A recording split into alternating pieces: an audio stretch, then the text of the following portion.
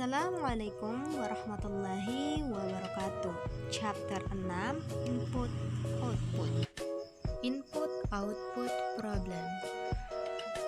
Peripheral yang bervariasi, pengiriman jumlah data yang berbeda dengan kecepatan yang berbeda dalam format yang berbeda. Semua peripheral input output berkecepatan lebih lambat dari CPU dan RAM, sehingga memerlukan modul input output.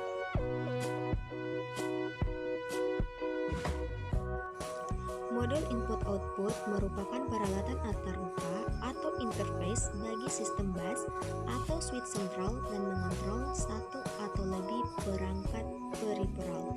Modul input-output tidak hanya sekedar modul penghubung, tetapi sebuah piranti yang berisi logika dalam melakukan fungsi komunikasi antara peripheral dan bus komputer.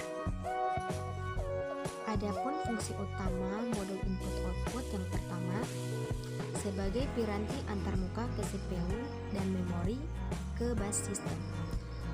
Yang kedua, sebagai piranti antarmuka dengan peralatan peripheral lainnya dengan menggunakan link data tertentu. Dari gambar kita bisa lihat struktur dan fungsi dari modul input-output, di mana modul input-output ini berada di tengah antara peripheral dan bus system. Peralatan eksternal atau external device diperlukan untuk perpindahan dan penyimpanan data baik antara lingkungan luar komputer dengan komputer itu sendiri. Terdiri atas 3 kategori. Yang pertama, human readable untuk berkomunikasi dengan pengguna komputer. Contohnya adalah monitor, printer, dan keyboard.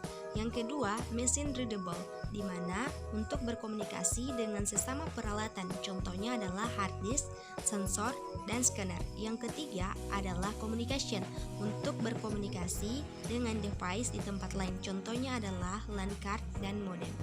Fungsi lain dari modul input-output yang pertama, kontrol dan timing, mengatur agar kecepatan transfer data yang berbeda-beda antara peripheral dapat tersinkronisasi. Yang kedua, komunikasi prosesor, untuk mengirimkan data dan kontrol atau perintah dari prosesor ke peripheral. Yang ketiga, komunikasi antar peripheral. Yang keempat, data buffering, penampung data sementara.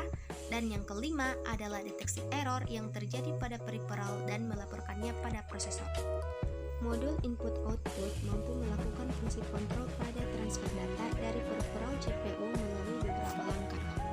CPU meminta modul input-output untuk memeriksa status perangkat yang terhubung. Modul input-output memberi jawaban atas permintaan CPU. Jika sedang on dan siap mengirim, CPU minta transfer data dengan perintah tertentu ke modul input-output. Modul input-output akan menerima paket data dengan panjang tertentu dari peripheral, misal 8 bit atau 16 bit. Data akan ditransfer dari modul input-output ke prosesor. Inilah gambar diagram modul input-output. Ada beberapa teknik modul input-output, diantaranya programmed atau input-output terprogram. Pada teknik ini, CPU merequest untuk melakukan operasi input-output. Modul input-output melaksanakan operasi ke peripheral. Modul input-output mengecek status bit hasil operasinya. CPU mengecek status bit secara periodik. Modul input-output tidak bisa mengirimkan interrupt ke chip. Interrupt driven input-output. Pada teknik ini, CPU merequest untuk melakukan operasi input-output. Modul input-output melaksanakan operasi ke peripheral. Sementara itu, CPU dapat melakukan kegiatan yang lain atau melaksanakan proses berikutnya. Modul input-output mengirimkan interrupt ke CPU untuk memberitahukan status hasil operasinya. CPU bereaksi atas status tersebut. Direct Memory Access atau DMA. Pada teknik ini, CPU memberitahu DMA controller mau melakukan apa, alamat peripheralnya, alamat awal blok memori, atau tempat data, jumlah data yang akan ditransfer.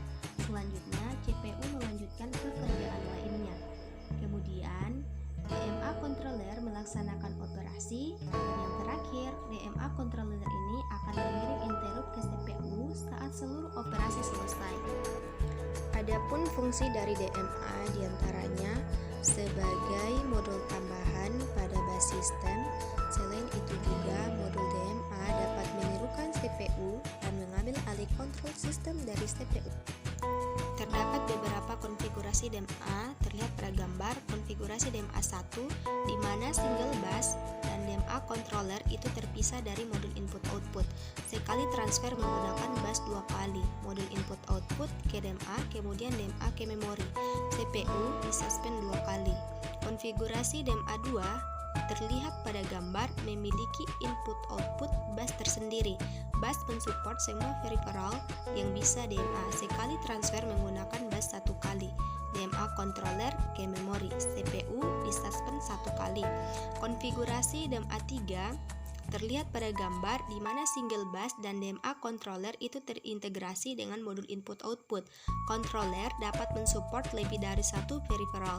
Sekali transfer dapat menggunakan bus 1 kali. DMA controller ke memori. CPU disuspend 1 kali. Input-output channels. Input-output channels adalah komponen perangkat keras independen yang mengkoordinasikan semua input-output ke sekumpulan pengontrol.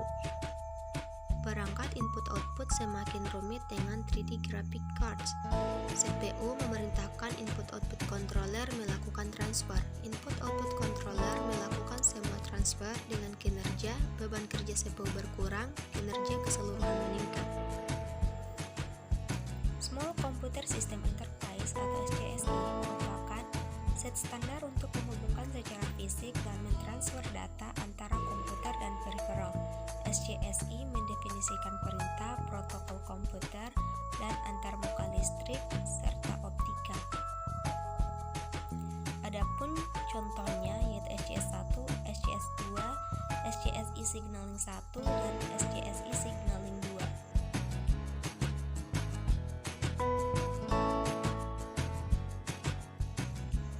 Firewire dari layer stack. Pertama, fisik yang termasuk di dalamnya ada media transmisi, kelistrikan, dan persinyalan karakteristik. Yang kedua, tautan, ada transmisi data dalam bentuk paket. Dan yang terakhir adalah transaksi, protokol permintaan respon. Sekian dan terima kasih. Wassalamualaikum warahmatullahi wabarakatuh.